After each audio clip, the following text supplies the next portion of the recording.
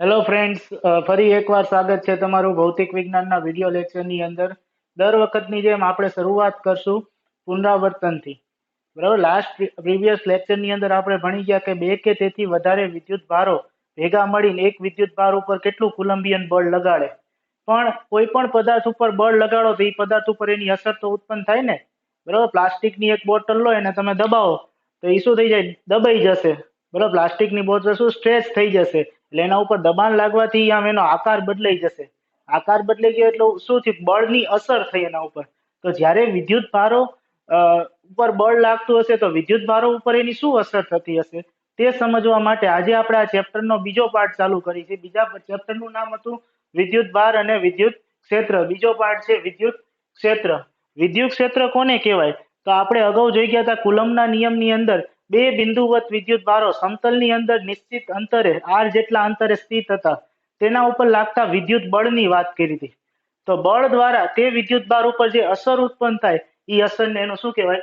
વિદ્યુત ક્ષેત્ર કહેવાય. તો અહીંયા પણ આ આકૃતિની અંદર ઉગમ બિંદુ ઉપર કેપિટલ ક્યુ જેટલો વિદ્યુત ભાર લીધેલો, ઉગમ બિંદુ ઉપર કેપિટલ ક્યુ જેટલો વિદ્યુત ભાર લીધેલો છે. તેનાથી આર જેટલા અંતરે આ બિંદુ પી છે, બિંદુ પી ઉપર સ્મોલ ક્યુ વિદ્યુત ભાર, કેટલો વિદ્યુત ભાર લીધેલો છે? બિંદુ પી ઉપર સ્મોલ ક્યુ જેટલો વિદ્યુત ભાર લીધેલો છે. તો કુલમના નિયમ પરથી એફ બરાબર કે Q1 Q2 upon R square, તમને ખબર છે કુલમનો નિયમ છે.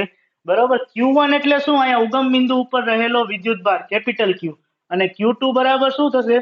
પી બિંદુએ રહેલો વિદ્યુત ભાર સ્મોલ ક્યુ. બરાબર, તો Q1 અને Q2 કેપિટલ ક્યુ અને સ્મોલ ક્યુ થશે.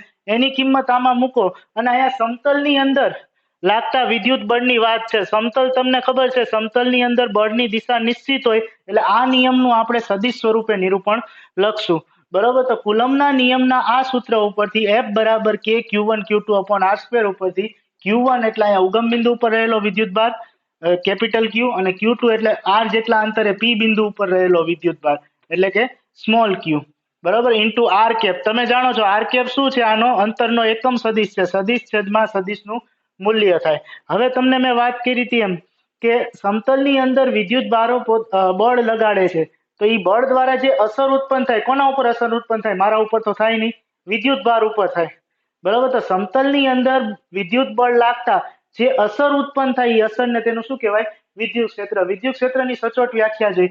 કોઈ એકમ વિદ્યુત ભાર દીઠ બીજા વિદ્યુત ભાર પર લાગતા કુલંબિયન બળને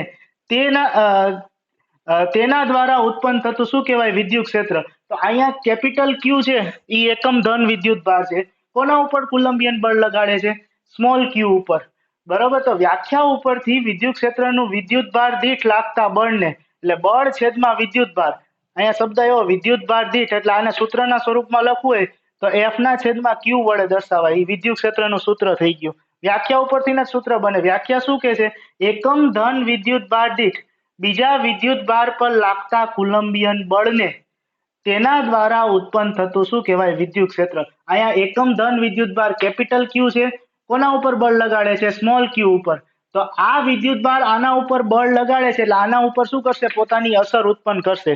બરોબર, વિદ્યુત ભાર હોય તો જ અસર ઉત્પન્ન કરે. આ ક્યુ વિદ્યુત ભારને ધારો કે આપણે દૂર કરી દઈએ, બરોબર, વિદ્યુત ભાર ક્યુ છે એ સમતલની અંદર એકલો જ છે. બરોબર, તો કોઈ પણ વિદ્યુત ભારિત કણને તેની નજીક લઈ જાઓ તો તે પોતાની અસર ઉત્પન્ન કરવાનો જ છે.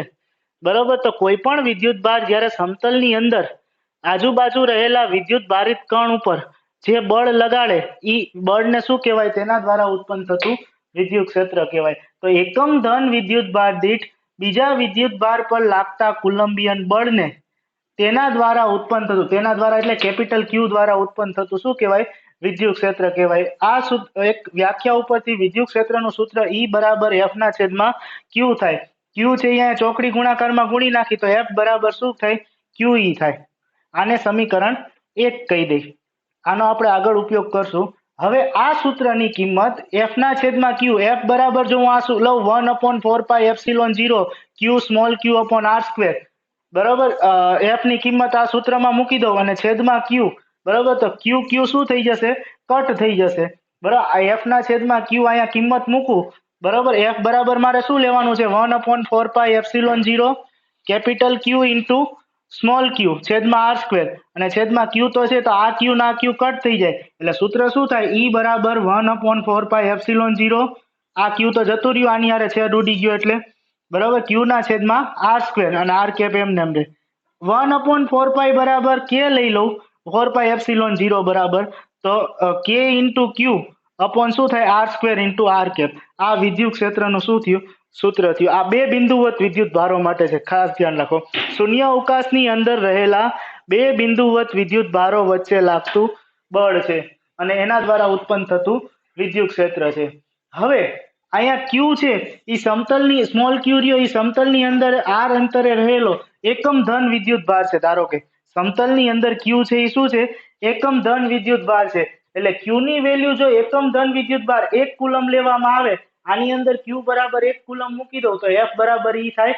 બરાબર એફ બરાબર શું થશે ઈ થશે એટલે શું થયું કે જ્યારે સમતલની અંદર એકમ ધન વિદ્યુત ભાર એટલે વિદ્યુત ભારનું મૂલ્ય કેટલું 1 એકમ લેવામાં આવે ત્યારે તેવા કિસ્સાની અંદર તેના ઉપર લાગતું વિદ્યુત બળ જ એ તેના દ્વારા શું થશે ઉત્પન્ન થતું વિદ્યુત ક્ષેત્ર થશે એવા કિસ્સાની અંદર જે વિદ્યુત ભાર બળ લગાડે છે એના દ્વારા ઉત્પન્ન થતું વિદ્યુત ક્ષેત્ર ઈ થશે બરાબર જે વિદ્યુત ભાર ઉપર બળ લગાડે છે આનું મૂલ્ય 1 એકમ લીધું તો સમતલની અંદર આ સમીકરણમાં ક્યુ બરાબર 1 એકમ લઈ લઉં તો એફ બરાબર શું થાય ઈ બરાબર તો એફ બરાબર ઈ થાય ત્યારે તે બળને તેના દ્વારા શું થતું ઉત્પન્ન થતું વિદ્યુત ક્ષેત્ર તે બળને શું કહેવાય તેના દ્વારા ઉત્પન્ન થતું વિદ્યુત ક્ષેત્ર કહેવાય તો આ વિદ્યુત ક્ષેત્રની લાક્ષણિકતા કહો કે વિદ્યુત ક્ષેત્રને લગતા મુદ્દાઓ કહો ઈ થઈ શકે 2 માર્કનો પ્રશ્ન પૂછાય કે વિદ્યુત ક્ષેત્ર એટલે શું તેને સ્પર્શતા મુદ્દાની ચર્ચા કરો તો પહેલા વ્યાખ્યા આપણે ભણી ગયા કે સમતલની અંદર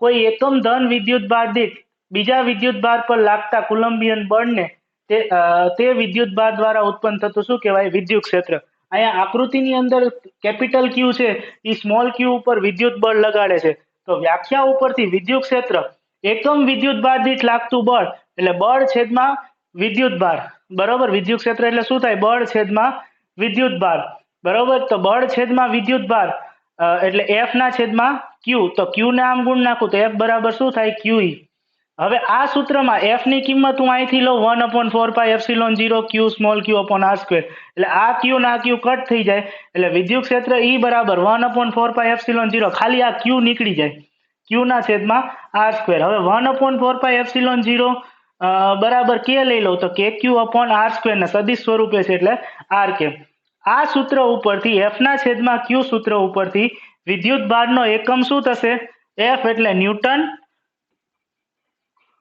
છેદમાં કુલમ ન્યૂટન છેદમાં કુલમ અથવા વોલ્ટ નામના વૈજ્ઞાનિકે વિદ્યુત ક્ષેત્રનો વિસ્તૃતમાં અભ્યાસ કરેલો હોવાથી તેનો એકમ શું થશે વોલ્ટ બીજો એકમ શું થશે વોલ્ટ એને વી વડે દર્શાવાય કેના વડે દર્શાવાય વી વડે તો વિદ્યુત ક્ષેત્રનો એકમ ન્યૂટન પ્રતિ કુલમ અથવા વોલ્ટ થશે પારિમાણિક સૂત્ર મેળવવું હોય તો અહીંયા બળનું છેદમાં વિદ્યુત ભારનું પરિમાણ લખી અને તમે પારિમાણિક સૂત્ર મેળવી શકો અને મને કોમેન્ટ બોક્સમાં મોકલી શકો ખ્યાલ આવ્યો તો આનો એકમ અને પારિમાણિક સૂત્ર છે એ 1 માર્કના એમસીક્યુમાં પૂછાય હવે આને કેટલા આ વિદ્યુત ક્ષેત્રને લગતા કેટલાક સ્પર્શતા મુદ્દાઓ છે જેની ચર્ચા ટેક્સ્ટ બુકમાં કરેલી છે બરાબર એની અંતર્ગત જો સ્મોલ ક્યુ વિદ્યુત ભારને એકમ ધન વિદ્યુત ભાર તરીકે લેવામાં આવે એકમ ધન વિદ્યુત ભાર એટલે જેનું મૂલ્ય 1 એકમ હોય ધારો કે સ્મોલ ક્યુ વિદ્યુત ભારનો એક મૂલ્ય છે એ 1 કુલમ લેવામાં આવે તો સમીકરણ 1 ની અંદર ક્યુ બરાબર 1 કુલમ લઈ બરાબર આની અંદર ક્યુ બરાબર 1 કુલમ લો તો F બરાબર શું થઈ જાય ઈ થઈ જાય એટલે એનો મતલબ શું થયો જ્યારે સમતલની અંદર એકમ ધન વિદ્યુત ભાર હોય ત્યારે એકમ ધન વિદ્યુત ભાર દ્વારા લાગતું બળ જ એ તેના દ્વારા ઉત્પન્ન થતું શું કહેવાય વિદ્યુત ક્ષેત્ર કહેવાય બરાબર તો સમતલની અંદર જે વિદ્યુત ભારને અહીંયા ઉગમ બિંદુ ઉપર લીધેલો અહીંયા કેપિટલ ક્યુ ને ઉગમ બિંદુ ઉપર લીધેલો છે તો જે વિદ્યુત ભારને ઉગમ બિંદુ ઉપર જે વિદ્યુત ક્ષેત્ર ઉત્પન્ન કરે છે વિદ્યુત ક્ષેત્રના ઉત્પન્નનો શું છે સ્ત્રોત છે તેવા વિદ્યુત ભારને સ્ત્રોત વિદ્યુત ભાર અહીંયા કેપિટલ ક્યુ છે એ સ્મોલ ક્યુ ઉપર બળ લગાડે તો જે વિદ્યુત ભારને ઉગમ બિંદુ ઉપર લીધેલો હોય બરાબર જે વિદ્યુત ક્ષેત્ર ઉત્પન્ન કરવાનો શું છે સ્ત્રોત છે તેવા વિદ્યુત ભારને શું કહેવાય સ્ત્રોત વિદ્યુત ભાર એટલે સમતલની અંદર કેપિટલ ક્યુ છે બરાબર, કે જે સમતલની અંદર રહેલા બીજા વિદ્યુત ભારો, એટલે અહીંયા એક જ વિદ્યુત ભાર છે તેના ઉપર બળ લગાડે છે. બરાબર, તો જે સમતલની અંદર રહેલો જે વિદ્યુત ભાર અન્ય વિદ્યુત ભાર ઉપર બળ લગાડતો હોય, એટલે કે ઉગમ બિંદુ ઉપર હોય, અને જે વિદ્યુત ક્ષેત્ર ઉત્પન્ન કરવાનો શું હોય, સ્ત્રોત હોય, તેને શું કહેવાય, સ્ત્રોત વિદ્યુત ભાર કહેવાય. અને જેના ઉપર બળ લાગતું હોય, શું હોય, જેના ઉપર બળ લાગતું હોય અને બળ લાગે છે એનું પરીક્ષણ થતું હોય, ક્યુ વિદ્યુત ભાર ઉપર વિદ્યુત બળનું શું થાય છે, પરીક્ષણ. આ છે આના ઉપર બળ લગાડે છે, આ ક્યુ વિદ્યુત ભાર છે તેના ઉપર લાગતા વિદ્યુત બળનું શું કરે છે, પરીક્ષણ કરે છે. અહીંયા F બરાબર QE છે, એ તેના ઉપર લાગતું વિદ્યુત બળ, આ વિદ્યુત બળનું સૂત્ર પણ કહી શકાય. દાખલામાં કામ લાગશે F બરાબર QE, વિદ્યુત બળનું સૂત્ર. બરાબર, તો સમતલની અંદર આ ક્યુ વિદ્યુત ભાર છે તે વિદ્યુત બળનું શું કરે છે, પરીક્ષણ કરે છે. એટલે સ્મોલ ક્યુ વિદ્યુત ભારને શું કહેવાય, પરીક્ષણ વિદ્યુત ભાર કહેવાય. તો કુલમના નિયમ ઉપર તમે જાણો છો, જેટલું બળ કેપિટલ ક્યુ છે એ સ્મોલ ક્યુ ઉપર લગાડે છે, એટલું જ બળ છે એ સ્મોલ ક્યુ છે એ કેપિટલ ક્યુ ઉપર લગાડે. જો અહીંયા પાછો વાંધો પડ્યો. બરોબર, જો સ્મોલ ક્યુ કેપિટલ ક્યુ ઉપર એટલું જ બળ લગાડતું હોય તો આ જે વિદ્યુત ભારનો ક્યુ એ ઉગમ બિંદુથી ખસવા માંડે ને. બરાબર, ઉગમ બિંદુ ઉપરથી શું થાય, દૂર ખસવા માંડે. આવું ન થાય એટલા માટે આપણે વિદ્યુત ક્ષેત્રનું મૂલ્ય ઓછું મળે. બરોબર, તે માટે ક્યુ વિદ્યુત ભાર દ્વારા ઉત્પન્ન થતા વિદ્યુત ક્ષેત્રનું મૂલ્ય ઓછું મળે. વિદ્યુત ક્ષેત્રનું મૂલ્ય તમે જાણો છો, F ના છેદમાં Q ના ગુણોત્તર ઉપર આધાર રાખે છે. તો Q નું મૂલ્ય, સ્મોલ Q નું મૂલ્ય સાવ નાનું લેવામાં આવે. કેવું લેવામાં આવે, સાવ નાનું લેવામાં આવે. તો ગુણોત્તર છે F ના છેદમાં Q નો કેવો મળે, ખૂબ જ નાનો મળે. તો સાવ નાનું એટલે અત્યંત નાનું, એટલે લગભગ 0 જેટલું. તો વિદ્યુત ભારનું મૂલ્ય લગભગ 0 દર્શાવવા માટે મિત્રો આપણે પહેલા પણ વાત કરી ગયા હતા કે ગણિતની ભાષામાં લક્ષના વિધેયનો ઉપયોગ કરવામાં આવે. તો વિદ્યુત ક્ષેત્રનું મૂલ્ય Q લિમિટ 0 બરોબર લેવામાં આવે તો F ના છેદમાં Q નો ગુણોત્તર કેવો મળે, ઓછો મળે. તો આ Q વિદ્યુત ભાર છે, આ સ્મોલ Q વિદ્યુત ભારને તેના ક્ષેત્રની અંદર શું કરે, જકડી રાખે. સ્મોલ Q વિદ્યુત, નકર જો કેપિટલ Q દ્વારા ઉત્પન્ન થતા વિદ્યુત ક્ષેત્ર વધી ગયું તો આ Q વિદ્યુત ભાર છે ઉગમ બિંદુથી શું થવા માંડશે, દૂર ખસવા માંડશે. બરોબર, અને પછી આના ઉપર વિદ્યુત બળ લગાડી શકશે નહીં. બરોબર, જો બંને વિદ્યુત ભારના મૂલ્યો સમાન હોય તો અપાકર્ષણથી દૂર પણ જતા રહે. બરોબર, જો બંને વિદ્યુત ભાર વિજાતીય હોય તો બંને નજીક આવે. બરોબર, તો વિદ્યુત ક્ષેત્ર છે ઈ તેના ઉપર લાગતા બળનો ગુણોત્તર, તેના ઉપર લાગતા બળ અને વિદ્યુત ભાર, જે પરીક્ષણ વિદ્યુત ભાર છે Q, એના ગુણોત્તર ઉપર આધાર રાખે છે. બરોબર, તો અહીંયા આપણે જોઈ ગયા કે સ્મોલ Q છે એ શું છે, પરીક્ષણ વિદ્યુત ભાર છે. જેટલું બળ કેપિટલ Q સ્મોલ Q ઉપર લગાડે છે એટલું જ બળ સ્મોલ Q છે એ કેપિટલ Q ઉપર લગાડે છે. જેના કારણે જે કેપિટલ Q વિદ્યુત ભાર છે એ ઉગમ બિંદુથી શું થશે, ખસવા માંડશે. બરોબર, આવું ન થાય અને સ્મોલ Q દ્વારા ઉત્પન્ન થતું વિદ્યુત ક્ષેત્ર ઓછું મળે તેના માટે F/Q નો ગુણોત્તર કેવો હોય, અત્યંત નાનો હોવો જોઈએ. કેવો હોવો જોઈએ, અત્યંત નાનો હોવો જોઈએ. એના માટે આ જે કેપિટલ Q સ્મોલ Q ની વેલ્યુ છે એ કેવી લેવી જોઈએ, અત્યંત સૂક્ષ્મ. જો સ્મોલ Q ની વેલ્યુ નાની હોય તો F/Q નો ગુણોત્તર કેવો થાય, નાનો થાય. નાની એટલે લગભગ 0 ની નજીક લેવાની. લગભગ 0 ની નજીક દર્શાવવા માટે આપણે લક્ષના વિધેય લિમિટનો ઉપયોગ કરી. વિદ્યુત ભારની વેલ્યુ લગભગ 0 લઈ ત્યારે F/Q નો ગુણોત્તર કેવો મળે, નાનો મળે. બરોબર, જો પરીક્ષણની આ વિદ્યુત ભાર છે સમતલની અંદર નિશ્ચિત અંતરે છે, પણ સમતલમાં ઉગમ બિંદુથી જુદા જુદા અંતરે હોય તો અહીંયા હોય, અહીંયા હોય, અહીંયા હોય, અલગ અલગ અંતરે હોય તો સમતલની અંદર પરીક્ષણ વિદ્યુત ભાર દર્શાવવા માટે આપણે આવા ત્રિપરિમાણિક સમતલનો વિચાર કરવો પડે. કેવા વિચાર કરવો પડે, ત્રિપરિમાણિક. જો પરીક્ષણ વિદ્યુત ભાર સમતલથી અલગ અલગ બિંદુએ હોય તો આ જે આકૃતિ 1 છે એનો આપણે ત્રિપરિમાણિક વિચાર કરવો પડે. વિદ્યુત ભાર Q સ્મોલ Q, પરીક્ષણ વિદ્યુત ભાર અહીંયા હોય, અહીંયા હોય અને અહીંયા હોય અને નીચે હોય. તો સમતલની અંદર પરીક્ષણ વિદ્યુત ભારને અલગ અલગ સ્થાને દર્શાવવા માટે આપણે આ જે સમતલ છે આકૃતિ 1 નું આ A અને B સ્વરૂપે નિરૂપણ કરી શકીએ. હવે જો ઉગમ બિંદુમાં રહેલો વિદ્યુત ભાર, આ જો Q મેં તમને પહેલા જ વાત કરી હતી, જો ઋણ હોય અને આ તો એકમ ધન છે, બરાબર, આ ઋણ છે અને આ Q સ્મોલ Q આપણે અગાઉ પણ દર્શાવી ગયા, કેવો છે, એકમ ધન વિદ્યુત ભાર.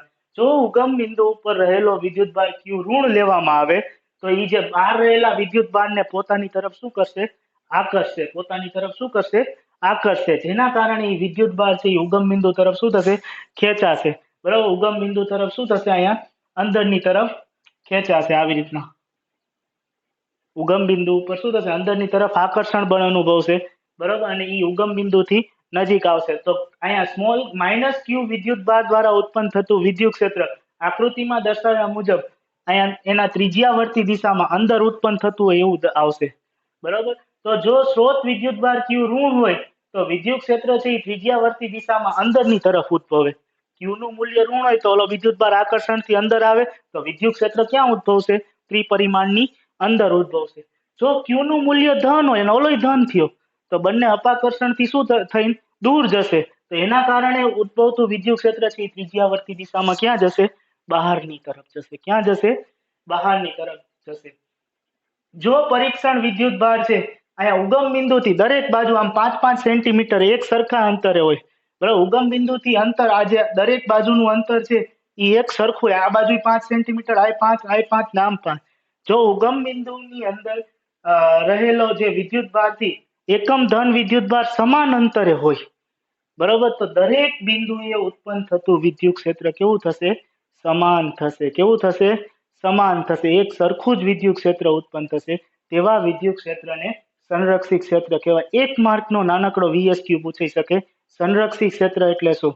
જો સમતલમાં રહેલા ઉગમ બિંદુ ઉપર રહેલો પરીક્ષણ વિદ્યુત ભાર, બરોબર, પરીક્ષણ વિદ્યુત ભાર ઉગમ બિંદુથી સમાન અંતરે હોય, ઉગમ બિંદુથી સમાન અંતરે હોય તો તેના દ્વારા ઉત્પન્ન થતું વિદ્યુત ક્ષેત્ર દરેક દિશામાં કેવું થશે, સમાન થશે, બરાબર. દરેક દિશામાં કેવું થશે, સમાન થશે.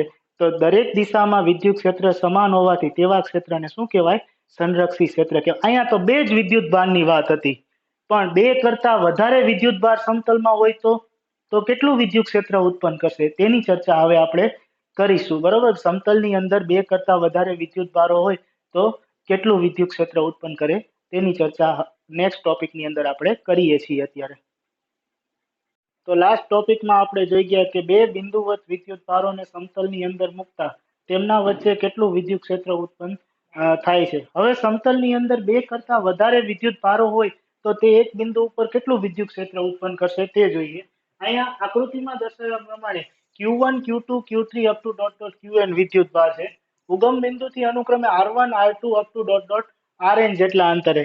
P વિદ્યુત ભારનું ઉગમ બિંદુથી અંતર Rp છે, બરોબર. તો આપણે અગાઉ જોઈ ગયા કે બે કે તેથી વધારે વિદ્યુત ભારો કોઈ એક વિદ્યુત ભાર ઉપર કુલંબિયન બળ લગાડતા હોય, બરોબર. બે કે તેથી વધારે વિદ્યુત ભારો કોઈ એક વિદ્યુત ભાર ઉપર કુલંબિયન બળ લગાડતા હોય ત્યારે તે વિદ્યુત ભાર ઉપર લાગતું કુલંબિયન બળ બાકી બધા વિદ્યુત ભાર વડે લાગતા કુલંબિયન બળના શું થાય છે, સદિશ સરવાળા જેટલું થાય છે. આ નિયમને કુલમનો સંપાતપણાનો સિદ્ધાંત કહેવાય. આપણે લાસ્ટ ટોપિકની અંદર એની ચર્ચા કરી ગયા હતા. તો અહીંયા કોઈ એક બિંદુ ઉપર વિદ્યુત ક્ષેત્ર કેટલું ઉત્પન્ન થાય છે તે સમજવા માટે, કોઈ એક બિંદુ ઉપર કેટલું વિદ્યુત ક્ષેત્ર ઉત્પન્ન થાય છે તે સમજવા માટે આપણે અહીંયા કુલમના સંપાતપણાના સિદ્ધાંતનો શું કરશું, ઉપયોગ કરશું. તો આ P બિંદુ ઉપર ઉત્પન્ન થતું વિદ્યુત ક્ષેત્ર EP છે. R શું દર્શાવે છે, તેનો અંતરનો સ્થાન સદિશ. તો વિદ્યુત ક્ષેત્રને અહીંયા સદિશ સ્વરૂપે EP into R વડે દર્શાવાય.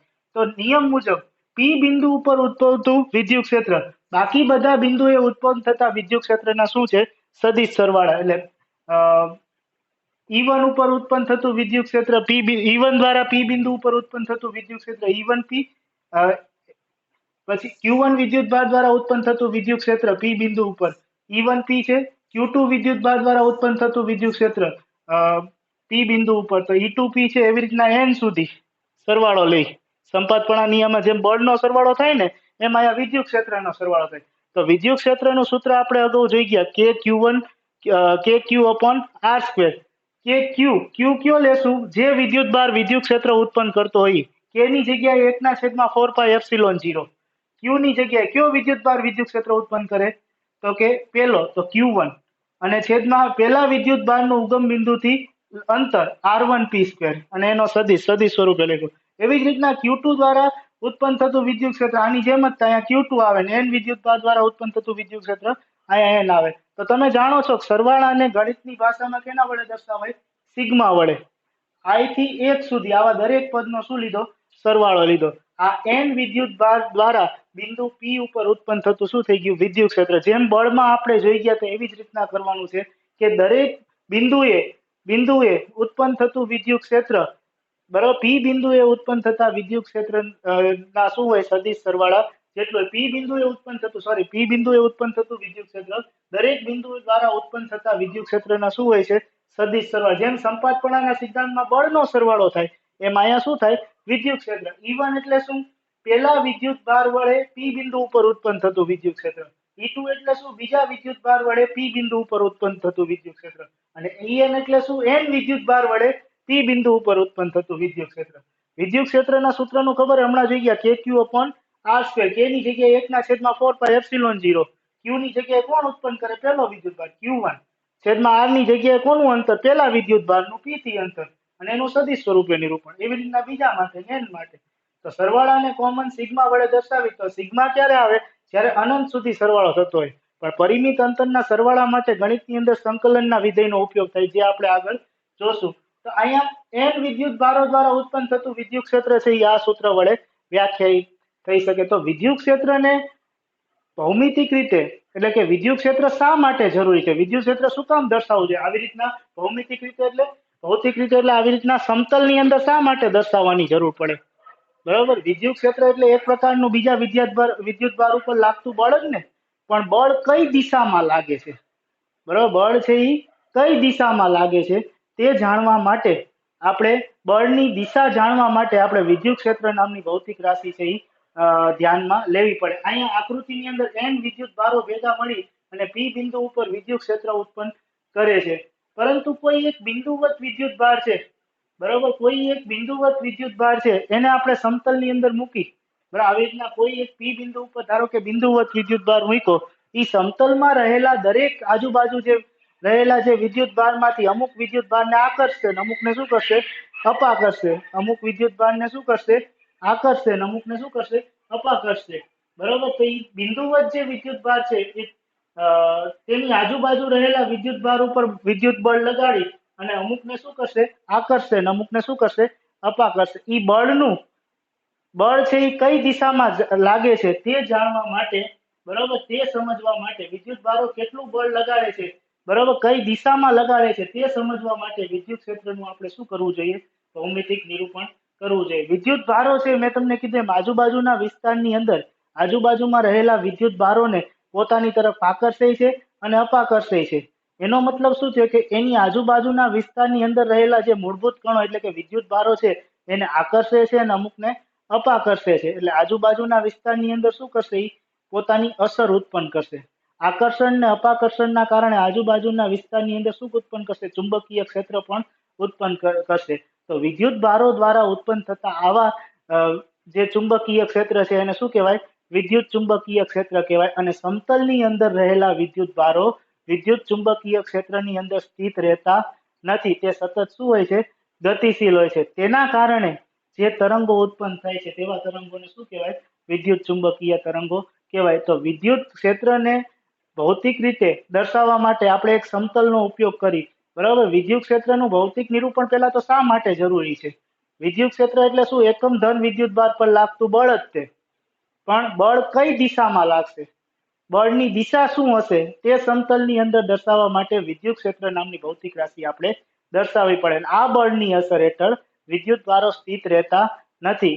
વિદ્યુત ભારો પોતાની આજુબાજુના વિસ્તારમાં શું ઉત્પન્ન કરે છે ચુંબકીય ક્ષેત્ર ઉત્પન્ન કરે છે. એ ચુંબકીય ક્ષેત્રના કારણે દરેક આજુબાજુ રહેલા જે વિદ્યુત ભારો છે એને પોતાની તરફ શું કરશે આકર્ષશે પોતાની તરફ શું કરશે આકર્ષશે. અને આકર્ષણના કારણે દરેક વિદ્યુત ભારો શું થશે ગતિમાં આવશે ને એના કારણે સમતલની અંદર શું થશે વિદ્યુત ચુંબકીય તરંગોનું નિર્માણ થશે. વિદ્યુત ક્ષેત્રનો સૌ પ્રથમ અભ્યાસ ફેરાડે નામના વૈજ્ઞાનિકે કર્યો હતો. તો આજના ટોપિકની અંદર આપણે વિદ્યુત ક્ષેત્ર એનું સૂત્ર સમતલમાં 2 કરતા વધારે વિદ્યુત ભારો હોય તેનું સૂત્ર અને વિદ્યુત ક્ષેત્રનું ભૌતિક સ્વરૂપે નિરૂપણ કઈ રીતના કરવામાં આવે છે તેની સમજૂતી જોઈ ગયા. હવે આ સૂત્ર ઉપરથી કેટલાક દાખલાઓ છે. શરૂઆત કરશું આપણે ઉદાહરણના દાખલાઓથી બરોબર. ઉદાહરણ કયું આવશે હવે 1.8 અને 1.9 ની ચર્ચા હવે પછીના આપણે ટોપિકમાં કરશું. અત્યારે તો ઉદાહરણ 1.8 ની અંદર તમે જોઈ શકો છો કે એક ઇલેક્ટ્રોન છે એ 2 × 10⁴ ન્યૂટન પ્રતિ કુલમ ના નિયમિત વિદ્યુત ક્ષેત્રમાં 1.5 સેન્ટીમીટરના અંતરેથી મુક્ત પતન કરે. આકૃતિ એમાં અહીંયા તમે જોવો છો કે એક ઋણ વીજભારિત ઇલેક્ટ્રોન છે આમ દર્શાવેલું છે નીચેની તરફ મુક્ત પતન કરે છે. નીચે પ્રોટોન છે, પ્રોટોન ઇલેક્ટ્રોન ઉપર આકર્ષી બળ લગાડે છે. બરોબર. હવે બીજામાં વિદ્યુત ક્ષેત્ર એટલું ને એટલું રાખવાનું, પણ એની દિશા, હવે પ્રોટોન છે એ નીચેની તરફ મુક્ત પતન કરશે, તો બંનેને નીચે પડવા માટે કેટલો સમય, આને અહીંયા પહોંચવા માટે અને આને અહીંયા પહોંચવા માટે કોને વધારે સમય લાગશે, પ્રોટોનને કે ઇલેક્ટ્રોનને? તમે બંનેના દળ તો જાણો જ છો. પ્રોટોનનું દળ થાય 1.66 ગુણ્યા 10 ની માઈનસ 27 ઘાત કિલોગ્રામ અને ઇલેક્ટ્રોનનું દળ થાય 9.1 ગુણ્યા 10 ની માઈનસ 31 ઘાત કિલોગ્રામ. તો ઇલેક્ટ્રોનનું દળ -31 માં ક્રમમાં છે અને પ્રોટોનનું ક્રમ છે -27 ના ક્રમમાં છે. તો ઇલેક્ટ્રોનનું દળ છે એ પ્રોટોનના દળ કરતા કેવું છે? ઓછું છે. તો ઈ ઇલેક્ટ્રોન છે પ્રોટોન કરતા હલકો કણ થયો. તો હલકો પદાર્થ છે એને પડવા માટે જે સમય છે એ ઓછો લાગશે અને ભારે પદાર્થને નીચે પડવા માટે સમય કેવો લાગશે? વધુ લાગશે. એ આ ઉદાહરણ પરથી આપણે સાબિત કરશું. ઉદાહરણ જોઈએ તો અહીંયા આકૃતિ A ની અંદર ઇલેક્ટ્રોન છે એ 1.5 સેન્ટીમીટરના વિસ્તારની અંદર અંતરેથી, ઇલેક્ટ્રોન છે 1.5 સેન્ટીમીટરેથી આ નીચે મુક્ત પતન કરે છે. બરાબર. મુક્ત પતન કરતો હોય ત્યારે તે પદાર્થ ઉપર લાગતા બળની વાત કરવામાં આવે તો બળનું સૂત્ર થાય F = ma. અને ઇલેક્ટ્રોન અને પ્રોટોન બંને વિદ્યુત ભારિત કણો છે. બરાબર. તો બંને વિદ્યુત ભારિત કણો પર વિદ્યુત બળ લાગતું હોય તો વિદ્યુત બળ કેટલું લાગે? મેં અગાઉ પણ કીધું F = QE. પણ Q એટલે અહીંયા ઇલેક્ટ્રોનનો વિદ્યુત ભાર E આવી જશે. એટલે F બરાબર શું થશે? E. બરાબર. તો આ સૂત્રમાં F બરાબર ma ઉપરથી a ને હું સૂત્રનો કરતા બનાવું તો m છે એ f ના છેદમાં જતું રહેશે. f ના છેદમાં m. ઇલેક્ટ્રોન F બરાબર ma પરથી, બરાબર, F બરાબર ma ઉપરથી, F બરાબર ma પરથી m ને આના છેદમાં લઈ જાઉં તો a બરાબર શું થાય? f ના છેદમાં m થાય. a બરાબર શું થાય? f ના છેદમાં m. આ સૂત્ર ઉપરથી ઇલેક્ટ્રોન ઇલેક્ટ્રોનનો જે પ્રવેગ છે, ઇલેક્ટ્રોનના પ્રવેગમાં અહીંયા લખી નાખવાનું. બરાબર. ઇલેક્ટ્રોનનો પ્રવેગ F બળ સદિશ રાશિ એટલે f ના છેદમાં m ની જગ્યાએ ઇલેક્ટ્રોનનું દળ m. એવી જ રીતના પ્રોટોન માટે Ap બરાબર f ના છેદમાં mp. પણ અહીંયા Fq લેશું વિદ્યુત બળ QE. Q ની જગ્યાએ ઇલેક્ટ્રોનનો વિદ્યુત ભાર E × E છેદમાં me. પ્રોટોન માટે એવી જ રીતના E × E છેદમાં mp. બરાબર. આ સૂત્ર છે F બરાબર ma ઉપરથી a ને હું સૂત્રનો કરતા બનાવું તો f ના છેદમાં m થાય. તો ઇલેક્ટ્રોનનો પ્રવેગ એના ઉપરથી Ae બરાબર f છેદમાં me. F બરાબર શું લેવાનું? QE. Q ની જગ્યાએ ઇલેક્ટ્રોનનો વિદ્યુતભાર E આપેલો છે એટલે EE છેદમાં me થાય. એવી જ રીતના પ્રોટોન માટે Ap બરાબર શું થાય? EE છેદમાં mp થાય. હવે બંને છે એ ઉપરથી નીચે પડે છે. બરાબર. મુક્ત પતન કરે છે. મુક્ત પતન ધારો કે એ h જેટલી ઊંચાઈ, h આપેલું છે 1.5 સેન્ટીમીટર, ધારો કે તે h જેટલી ઊંચાઈએથી ઉપરથી નીચે મુક્ત પતન કરે તો એ કેટલું અંતર, h જેટલું કેટલું અંતર કાપશે? અંતર મુક્ત પતન માટે આપણે સમીકરણ ભણી ગયા હતા 11મા ધોરણમાં જ્યારે સુરેખ પથ પર ગતિ જોઈ ગયા ત્યારે. h બરાબર v0t + 1/2 ઇલેક્ટ્રોન માટે Ae અને * t2 1/2 at2 સૂત્ર છે ને. h v0 થી 1/2 at2 પરથી ઇલેક્ટ્રોનનો પ્રવેગ લખશું. પહેલા ઇલેક્ટ્રોન માટે ગણશું એટલે Ae * t2. હવે મુક્ત પતન માટે પ્રારંભિક વેગ હંમેશા 0 હોય એટલે આ 0 લો એટલે પહેલું પદ શું થઈ જાય? 0. તો h બરાબર ખાલી શું વધે? 1/2 Ae * t2. આ એ છે Ae * t2. બરાબર. તો h બરાબર 1/2 Ae * t2. તો બે આમ ગુણાઈ જાય અને Ae છે એ છેદમાં આવતું રહે તો t2 બરાબર શું થઈ ગયું? 2h ના છેદમાં Ae થાય. t2 બરાબર શું થાય? 2h. બે આમ ગુણાઈ જાય Ae છેદમાં આવતું રહે 2h ના છેદમાં Ae2 t2 બરાબર. તો હવે Ae ની કિંમત અહીંથી લીધી E ના છેદમાં me જો મેં મૂકી. me ક્યાં જશે? ઉપર જશે એટલે શું થશે? 2h ના છેદમાં me * E. વર્ગ દૂર કરવા માટે વર્ગમૂળ લીધું. h અહીંયા આપેલું છે કે 1.5 સેન્ટીમીટરની ઊંચાઈએથી મુક્ત પતન કરે છે. સેન્ટીમીટર છે એટલે આ જે રહ્યું ને 1.5 એને 1.5 ગુણ્યા 10 ની માઈનસ 2 ઘાત લેજો. કેટલું લેજો? 1.5 ગુણ્યા 10 ની માઈનસ 2 ઘાત.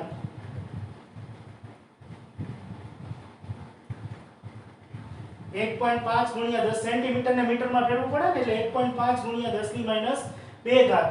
me એટલે ઇલેક્ટ્રોનનું દળ 9.1 ગુણ્યા 10 ની માઈનસ 31 ઘાત. E એટલે ઇલેક્ટ્રોનનો વિદ્યુતભાર 1.6 ગુણ્યા 10 ની માઈનસ 19 ઘાત ઈ વિદ્યુત ક્ષેત્ર અહીં આપેલું જ છે 2 ગુણ્યા 10 ની એનું સાદું રૂપ આપો એટલે 2.9 ગુણ્યા 10 ની -9 ઘાત સેકન્ડ મળે 10 ની -9 એટલે શું થાય નેનો એટલે નેનો સેકન્ડ ની અંદર આ સમય મળશે t કેમાં મળશે નેનો સેકન્ડ એવી જ રીતના પ્રોટોન માટે આ સૂત્ર 2h mp e આયા ખાલી 1.5 જે સેન્ટીમીટર માં હતું એને આપણે કેમાં લેશું મીટર માં ફેરવવા માટે 10 ની -1.5 ગુણ્યા 10 ની -2 ઘાત ધ્યાનમાં લેશું આ જ સૂત્ર h એટલે 1.5 ગુણ્યા 10 ની -2 ઘાત મીટર 1.67 આયા દર બદલી જશે પ્રોટોન નું દર થાય 1.67 ગુણ્યા 10 ની -27 ઘાત e એટલે ઇલેક્ટ્રોન નો પ્રોટોન નો બેનો વિદ્યુતભાર તો સરખો જ છે 1.6 ગુણ્યા 10 ની -19 ઘાત અને e એટલે કેટલું થયું 2 ગુણ્યા 10 ની 4 ઘાત આનું સાદું રૂપ આપો એટલે 1.3 ગુણ્યા 10 ની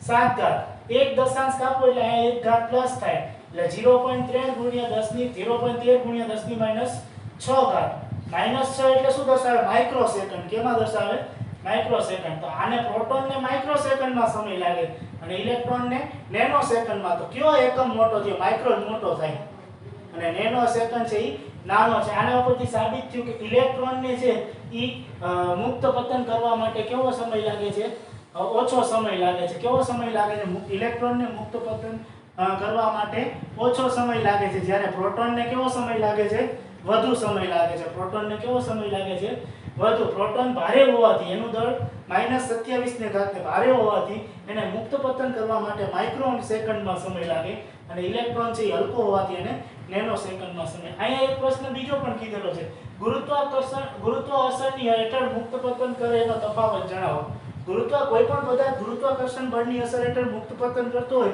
તો એનો પ્રવેગ 9.8 મીટર પ્રતિ સેકન્ડ હોવો જોઈએ ને તો આપણે આ સૂત્ર ઉપરથી મેં પ્રવેગની ગણતરી કરી બરાબર પહેલા પ્રોટોનના પ્રવેગની e/mp e આવ્યો 1.9 ગુણ્યા 10 ની 22 ઘાત જે 9.8 કરતા કેટલો છે ખૂબ જ વધારે છે એટલે અહીંયા આપણે ગુરુત્વાકર્ષણ બળની અસર અવગણો તો જ તે આ બંને વિદ્યુત ભારિત કણોને ગતિ કરતા આપણે ધારી શકીએ નકર 9.8 જેટલો જ સમય આવો જોઈએ પ્રવેગ આવો જોઈએ અહીંયા 9.8 આન્સર આવતો ઇલેક્ટ્રોનનો તો આનાથી વધારે આવે ઇલેક્ટ્રોન છે હલકો કણ છે હલકો પદાર્થ તમને ખબર છે પાતળા વ્યક્તિ ઝડપથી દોડી શકે તો એમ હલકા કણ વધારે ઝડપથી ગતિ કરી શકે ઇલેક્ટ્રોન તો પ્રોટોન કરતા હલકો છે તો એનો પ્રવેગ પ્રોટોન કરતા વધારે આવવો જોઈએ ને બરાબર તો એનો પ્રવેગ આના કરતા પણ 9.8 તો આવશે નહીં એટલે આ કિસ્સાની અંદર હેઠળ આપણે ગુરુત્વાકર્ષણ બળની અસરને અવગણશું બરાબર તો આ દાખલો આપણે ધ્યાનમાં રાખશું હવે આપણે જોશું ઉદાહરણ નંબર 1.9 ઉદાહરણ 1.9 ની અંદર 10 ની -8 ઘાત કુલમ અને -10 ની -8 ઘાત કુલમ ના બે બિંદુવત વિદ્યુતભારો Q1 Q2 આયા Q1 અને Q2 બે બિંદુવત વિદ્યુતભારો એકબીજાથી ટોટલ 0.1 મીટરના અંતરે છે 0.1 મીટરના અંતરે છે તો આકૃતિમાં દર્શાવ્યા મુજબ A B C શિરોબિંદુએ વિદ્યુત ક્ષેત્ર આપણે ગણવાનું છે A B અને C શિરોબિંદુએ આપણે વિદ્યુત ક્ષેત્ર ગણવાનું છે A બિંદુ અહીંયા છે B અહીંયા છે અને C બિંદુ અહીંયા આપેલું છે A B અને C શિરોબિંદુએ તેનો દ્વારા ઉત્પન્ન થતું વિદ્યુત ક્ષેત્ર શોધવાનું છે બરાબર તો A બિંદુથી બરાબર A બિંદુ છે ઈ આ Q1 અને Q2 નું મધ્ય બિંદુ છે તો Q1 અને Q2 વચ્ચેનું અંતર 0.1 મીટર છે તો Q1 વિદ્યુતભારનું A બિંદુથી અંતર 0.05 અને Q2 વિદ્યુતભારનું અંતર -0.05 હશે તો A બિંદુ ઉપર આપણે ABC શિરોબિંદુએ વિદ્યુત ક્ષેત્ર શોધવાનું તો એ બિંદુ આવે આ ધન વિદ્યુતભારે વિદ્યુત ક્ષેત્ર ઉત્પન્ન કરે અને ઋણ વિદ્યુતભારે વિદ્યુત ક્ષેત્ર ઉત્પન્ન કરે તો એકમ ધન વિદ્યુતભાર એટલે કે આના દ્વારા ઉત્પન્ન થતું વિદ્યુત ક્ષેત્ર આપણે સૂત્ર જાણી કે Q/R². બરાબર ધન વિદ્યુતભાર દ્વારા એટલે આ ધન વિદ્યુતભાર દ્વારા ધન વિદ્યુતભારનું એ બિંદુથી અંતર કેટલું છે 0.05 બરાબર K એટલે 9 ગુણ્યા 10 ની 9 ઘાત Q એટલે 10 ની -8 ઘાત અને R એટલે 0.05 નો વર્ગ એનું સાદું રૂપ આપો એટલે 3.6 ગુણ્યા 10 ની 4 ઘાત ન્યૂટન પર કુલમ મળે હવે એ બિંદુથી જેટલો ધન વિદ્યુતભાર દૂર છે એટલો જ ઋણ વિદ્યુતભાર દૂર છે તો એ બિંદુ આગળ જેટલું વિદ્યુત ક્ષેત્ર ધન વિદ્યુત ભાર ઉત્પન્ન કરે છે એટલું જ વિદ્યુત ક્ષેત્ર ઋણ વિદ્યુત ભાર ઉત્પન્ન કરે. વિદ્યુત ક્ષેત્રના મૂલ્ય સરખા પણ આમ દિશા કેવી છે? ધન વિદ્યુત ભાર દ્વારા ઉત્પન્ન થતું વિદ્યુત ક્ષેત્ર આ બાજુ, ઋણ વિદ્યુત ભાર દ્વારા ઉત્પન્ન થતું વિદ્યુત ક્ષેત્ર દિશા અલગ અલગ છે પણ મૂલ્ય સરખા મળે. એ બિંદુનું ઉગમ બિંદુ અહીંયા ધન અને ઋણ વિદ્યુત ભારથી અંતર સરખું છે એટલે બી બિંદુ આગળ ઋણ વિદ્યુત ભાર દ્વારા ઉત્પન્ન થતું વિદ્યુત ક્ષેત્ર 3.6 ગુણ્યા 10⁴ ન્યૂટન પર કુલમ આવે. તો એ બિંદુ આગળ ઉદ્ભવતું કુલ વિદ્યુત ક્ષેત્ર એટલે 3.2 નો સરવાળો બરાબર 3.6 ગુણ્યા 10⁴ વત્તા 3.6 ગુણ્યા 10⁴ એટલે જવાબ આવશે 7.2 ગુણ્યા 10⁴.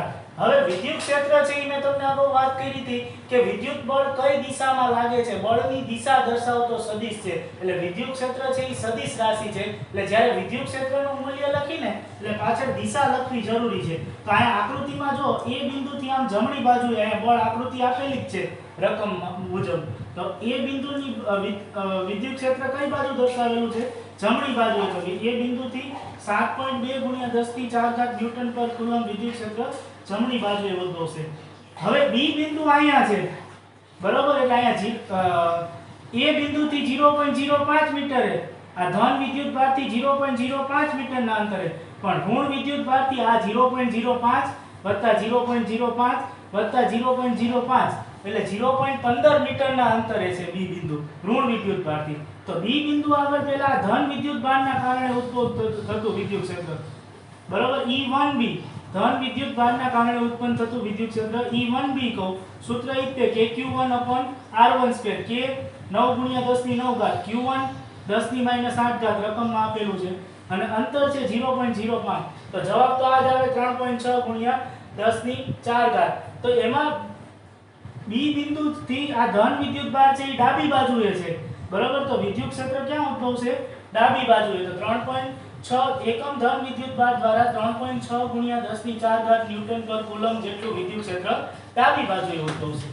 એવી જ રીતના એકમ ઋણ વિદ્યુત ભાર દ્વારા ઉત્પન્ન થતું વિદ્યુત ક્ષેત્રનું મૂલ્ય પૂછ્યું એટલે માનાંકમાં આવશે માનાંકમાં KQ/R².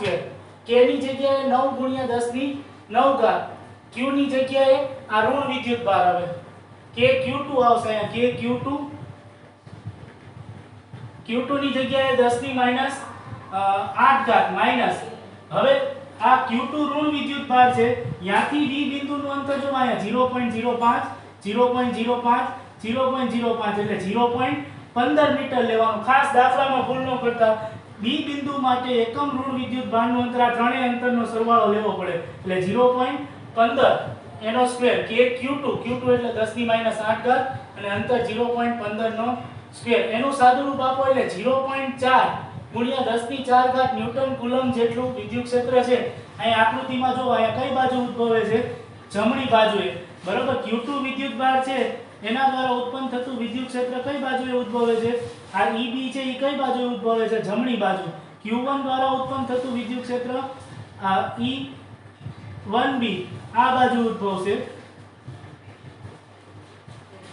અને Q2 દ્વારા ઉદ્ભવતું વિદ્યુત ક્ષેત્ર આ બાજુ. તો બી બિંદુએ 1 દ્વારા જેટલું વિદ્યુત ક્ષેત્ર આ બાજુ ઉદ્ભવે છે એનો જ વિરોધ કરતું વિદ્યુત ક્ષેત્ર છે 2 દ્વારા એટલે કે ઋણ વિદ્યુત ભાર દ્વારા આ બાજુ ઉદ્ભવે. બંને વિદ્યુત ક્ષેત્રના મૂલ્ય સરખા પરંતુ દિશા કેવી છે? જુદી જુદી. બી બિંદુ આગળ ઉદ્ભવતું વિદ્યુત ક્ષેત્ર ધન વીજભારના કારણે અહીંયા જો ડાબી બાજુએ આ બાજુ ઉદ્ભવે અને ઋણ વીજભાર છે એ એની જમણી બાજુએ છે. તો વિદ્યુત ક્ષેત્ર જમણી બાજુએ ઉદ્ભવે છે બરાબર. પણ Q1 અને Q2 બંને બી બિંદુની કઈ બાજુએ છે? તો કે ડાબી બાજુએ. બી બિંદુની કઈ બાજુએ છે? ડાબી બાજુએ. તો બી બિંદુ આગળ Q1 અને Q2 ના કારણે ઉદ્ભવતું વિદ્યુત ક્ષેત્ર કઈ બાજુએ ઉદ્ભવશે? ડાબી બાજુએ. તો પહેલા એકમ ધન વિદ્યુત ભારના કારણે એટલે આના કારણે ઉત્પન્ન થતું વિદ્યુત ક્ષેત્ર શોધ્યું જે આમ ડાબી બાજુએ ઉત્પન્ન થશે બરાબર. અને ઋણ વિદ્યુત ભારના કારણે ઉત્પન્ન થતું વિદ્યુત ક્ષેત્ર આ શોધ્યું. બંને સમાન મૂલ્યના પરસ્પર વિરુદ્ધ દિશાના છે એટલે અહીંયા ધન અને ઋણ વિદ્યુત ભાર દ્વારા ઉત્પન્ન થતું વિદ્યુત ક્ષેત્ર બરાબર એકબીજાની વિરુદ્ધ દિશામાં હોવાથી બી બિંદુ આગળ ઉદ્ભવતું વિદ્યુત ક્ષેત્ર એ બંનેના તફાવત જેટલું થશે. અને બી બિંદુથી આ બંને ધન વિદ્યુત ભાર ડાબી બાજુએ છે એટલે વિદ્યુત ક્ષેત્ર ડાબી બાજુએ ઉદ્ભવશે. હવે સી બિંદુ આગળ એટલે કે અહીંયા સી બિંદુ આગળ ઉદ્ભવતું વિદ્યુત ક્ષેત્ર આ ધન વિદ્યુતભાર E1C આ બાજુ ઉત્પન્ન કરશે અને ઋણ વિદ્યુતભાર E2C જે નીચેની તરફ ઉત્પન્ન કરશે. બંને દ્વારા ઉત્પન્ન થતું વિદ્યુત ક્ષેત્ર બંનેને જોડતી દિશામાં અહીંયા વચ્ચોવચ્ચ ઉદ્ભવશે. તો જેટલું વિદ્યુત ક્ષેત્ર ધન વિદ્યુતભાર ઉત્પન્ન કરશે એટલું જ ઋણ વિદ્યુતભાર ઉત્પન્ન કરશે. બરાબર. પરંતુ અહીંયા બંને વિદ્યુત ક્ષેત્ર સમતલમાં છે એટલે આ બંને વિદ્યુત ક્ષેત્રના ઘટકોનું સમતલમાં પહેલા શું કરવું પડશે તમારે? વિભાજન. પહેલા મૂલ્ય શોધી નાખશું પછી વિભાજન કરશું. વિદ્યુત ક્ષેત્રનું સૂત્ર ખબર છે KQ/R². બરાબર. K ની જગ્યાએ 9 ગુણ્યા 10⁹ ઘાત, Q એટલે 10⁻8 ઘાત અને છેદમાં R. અહીંથી C બિંદુનું અંતર 0.1 મીટર છે તો /R². એનું સાદું રૂપ આપો એટલે 9 ગુણ્યા 10⁻³ ઘાત રહે. હવે અહીંયા E છે એ આ બંનેની સમક્ષિતિજ દિશામાં એટલે આ એના માટે y અક્ષ હોય, અહીંયા આ એના માટે y અક્ષ હોય. બરોબર. તો આડી રહી શું કહેવાય? x અક્ષ કહેવાય ને. આ ઊભી y અક્ષ તો આડી x અક્ષ. તો વિદ્યુત ક્ષેત્ર એના માટે સમક્ષિતિજ દિશામાં ઉદ્ભવે છે. સમક્ષિતિજ દિશામાં ઘટકોનું વિભાજન કરવું હોય તો તમને ખબર છે cos વિધેય આવે. બરોબર. શું આવે? cos વિધેય. તો E1C cos π/3 વત્તા E2C cos π/3 બંને ઘટકોનો સરવાળો લેવાનો. E1C તમે શોધેલું. E1C અને E2C ની વેલ્યુ સરખી 9 ગુણ્યા 10⁻³ ઘાત વત્તા 9 ગુણ્યા કેમ π/3 લીધું અહીંયા? આ ત્રિકોણ છે એ સમબાજુ ત્રિકોણ છે. સમબાજુ ત્રિકોણના દરેક ખૂણાનું મૂલ્ય કેટલું હોય? 60 180 થાય સરવાળો. બરાબર. તો એક ખૂણાનું મૂલ્ય કેટલું છે? 60 એટલે અહીંયા cos π/3 બંનેના E1C ના x ઘટક અને E2C ના x ઘટકનો મેં શું લીધો? સરવાળો લીધો. ઘટકની વેલ્યુ સરખી છે એટલે જવાબ પણ E1C બરાબર 9 ગુણ્યા 10⁻³ ઘાત લીધું અને E2C બરાબર 9 ગુણ્યા 10⁻³ એનું અડધું કરો 4.5 થાય. બંનેનો સરવાળો કરો જવાબ તો એ જ આવશે. આમ વિદ્યુત ક્ષેત્રના મૂલ્યમાં કોઈ ફેરફાર થતો નથી. મોસ્ટ ઇમ્પોર્ટન્ટ 3 માર્કનો દાખલો પૂછાયો. એકવાર આપણે જોઈ લઈએ. બરાબર. E1 બિંદુ આગળ આ બંને ધન વિદ્યુત ભારના કારણે ઉદ્ભવતું વિદ્યુત ક્ષેત્ર શોધવાનું. એ બિંદુ આગળ. એ બિંદુ ક્યાં છે? અહીંયા વચ્ચે. એ બિંદુથી બંને વિદ્યુત ભારોનું અંતર સરખું જ છે કે Q1 વિદ્યુત ભારનું Q2 વિદ્યુત ભારનું. તો બંને દ્વારા ઉત્પન્ન થતું વિદ્યુત ક્ષેત્ર કેવું હશે? સરખું. સૂત્ર વિદ્યુત ક્ષેત્રનું મૂક્યું KQ/R². બરાબર. તો પહેલા ધન વિદ્યુત ભાર માટે શોધ્યું. જેટલું ધન વિદ્યુત ભાર ઉત્પન્ન કરે અંતર સરખું જ છે એટલું જ ઋણ વિદ્યુત ભાર ઉત્પન્ન કરશે. બંનેના મૂલ્ય ઋણ વિદ્યુત ભારને Q2 કીધું તેના દ્વારા ઉત્પન્ન થતું વિદ્યુત ક્ષેત્ર E2 એ વડે દર્શાવ્યું. બંનેના મૂલ્ય કેવા થશે? સરખા. એટલે 3.6 ગુણ્યા 10⁴ ઘાત ઋણ વિદ્યુત ભાર માટે ધન વિદ્યુત ભાર માટે બંને માટે શું થશે? સરખું થશે. તો એ બિંદુ આગળ બંને વિદ્યુત ક્ષેત્રના ઘટકોનો શું લીધો? સરવાળો લીધો. એટલે 3.6 વત્તા 3.6 એટલે 7.2 ગુણ્યા 10⁴ ઘાત કોમન. એમાં વિદ્યુત ક્ષેત્ર આકૃતિમાં દર્શાવેલું જ છે જમણી બાજુએ ઉદ્ભવે. તમે જાણો છો વિદ્યુત ક્ષેત્ર છે એ બળની દિશા દર્શાવતો સદિશ છે એટલે એના મૂલ્યની સાથે દિશા લખવી જરૂરી છે. એવી જ રીતના બી બિંદુ અહીંયા છે. બી બિંદુમાં ધન વિદ્યુત ભાર દ્વારા ઉત્પન્ન થતું વિદ્યુત ક્ષેત્ર એની કઈ બાજુએ ઉત્પન્ન થશે? જો ધન વિદ્યુત ભાર એટલે Q1 એટલે Q1 ની કઈ થઈ? ડાબી બાજુએ. અને ઋણ વિદ્યુત ભાર દ્વારા એની આની વિરુદ્ધ દિશામાં એટલે કે એની જમણી બાજુએ. ધન વિદ્યુત ભાર દ્વારા વિદ્યુત ક્ષેત્ર છે જમણી બાજુએ ઉદ્ભવશે અને ધન વિદ્યુત ભાર દ્વારા ઉદ્ભવતું વિદ્યુત ક્ષેત્ર ડાબી બાજુએ ઉદ્ભવશે અને ઋણ વિદ્યુત ભાર દ્વારા ઉત્પન્ન થતું વિદ્યુત ક્ષેત્ર કઈ બાજુ? જમણી બાજુએ ઉત્પન્ન થશે. હવે ધન અને ઋણ વિદ્યુત ભાર દ્વારા ઉત્પન્ન થતા વિદ્યુત ક્ષેત્ર નું સૂત્ર તો એકનું એક જ રહેશે કે Q1/R² અને Q2/R². હવે અંતર અગત્યનું છે. જો ધન વિદ્યુત ભારનું અંતર તો અહીંયા 0.05 છે પણ ઋણ વિદ્યુત ભારનું અંતર 0.05 0.05 ને 0.05 એટલે 0.015 એટલે ઋણ વિદ્યુત ભાર માટે ગણતરી કરો ને એટલે છેદમાં 0.15 નો સ્ક્વેર કરીને ગણતરી લેવાની.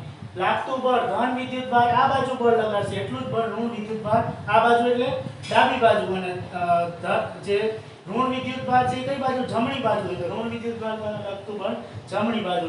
આ બંને વિદ્યુત ક્ષેત્ર છે એ સમાન મૂલ્યના પરસ્પર વિરુદ્ધ દિશાના હોવાથી બરાબર પરિણામી વિદ્યુત ક્ષેત્ર છે એ આ બંનેના તફાવત જેટલું થશે અને બંને વિદ્યુત ભાર સમતલની આ બી બિંદુની ડાબી બાજુ એટલે એ વિદ્યુત ક્ષેત્ર કઈ બાજુ ઉદ્ભવશે? ડાબી બાજુ ઉદ્ભવશે. સી બિંદુ છે એ દ્વિપરિમાણમાં છે. જો જે E1 વિદ્યુત ભાર દ્વારા ઉત્પન્ન થતું વિદ્યુત ક્ષેત્ર E1C છે, E2 દ્વારા ઉત્પન્ન થતું વિદ્યુત ક્ષેત્ર E2C છે. બરાબર. બંને સમાન મૂલ્યના પરસ્પર વિરુદ્ધ દિશાના એટલે મૂલ્ય સમાન છે એનું મૂલ્ય મેં શોધી નાખ્યું. પણ દ્વિપરિમાણ હોવાથી તેના ઘટકોનું વિભાજન કરું તો એનો પરિણામી સદિશ છે અહીંયા બંનેને જોડતી દિશામાં એ વચ્ચે મળે. બરાબર. આ સમબાજુ ત્રિકોણ છે એટલે સમતલમાં એક ખૂણો કેટલાનો થાય? 60 નો. એટલે તમે જ્યારે એના ઘટક લો ને સમસ્થિતિજ ઘટકો ત્યારે cos 60 સમસ્થિતિજ માટે cos વિધિ આવે ને θ 60 તો E1 નો સમસ્થિતિજ ઘટક E1 cos θ ની જગ્યાએ π/3 વત્તા E2 નો સમસ્થિતિજ ઘટક E2c cos π/3 અહીંયા π/3 આવશે cos π/3 cos π/3 એટલે કેટલો થશે 60 60 એટલે 9 ગુણ્યા 10 ની 3 ઘાત 1/2 વત્તા 9 ગુણ્યા 10 ની 3 ઘાત 1/2 અડધું કરો એટલે 4.5 વત્તા 4.5 10 ની 3 ઘાત કોમન એટલે જવાબ ઈ જ આવશે આમ વિદ્યુત ક્ષેત્રનું ઘટકમાં વિભાજન કરવાથી વિદ્યુત ક્ષેત્રના મૂલ્યમાં કોઈ ફેરફાર થતો નથી આજના લેક્ચરમાં આટલું જ છે નેક્સ્ટ વિડિયો લેક્ચરમાં આપણે જ્યારે મળશું ત્યારે વિદ્યુત ક્ષેત્ર અને તેના ક્ષેત્ર રેખાઓની લાક્ષણિકતાઓ અને વિદ્યુત ડાયપોલ વિશે ભણશું.